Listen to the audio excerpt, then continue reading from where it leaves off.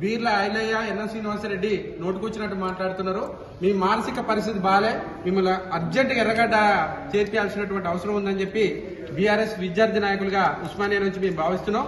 ముందుగా ఈ పార్టీ నాయకులు బీర ఐలయ్య ఎన్ఎం శ్రీనివాసరెడ్డి రేవంత్ రెడ్డి కాడ పదవులు పొందేందుకు దిగజారిపోయి మహిళ అనేది కూడా కనీస ఇంగిత జ్ఞానం లేకుండా రౌడీ భాషల కవితక్క మీద నోటుకొచ్చినట్టు మాట్లాడుతున్నారు. మీ మానసిక పరిస్థితి బాగలేదు.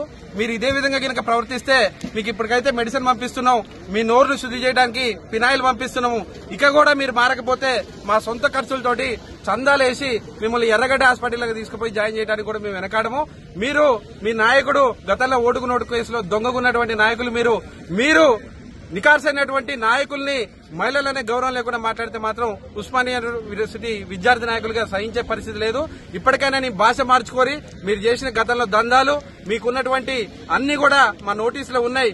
మహిళలనే గౌరవం లేకుండా మీరు పిచ్చి పిచ్చిగా ప్రవర్తిస్తే మాత్రం సహించే పరిస్థితి ఉండదని కూడా హెచ్చరిస్తున్నాం.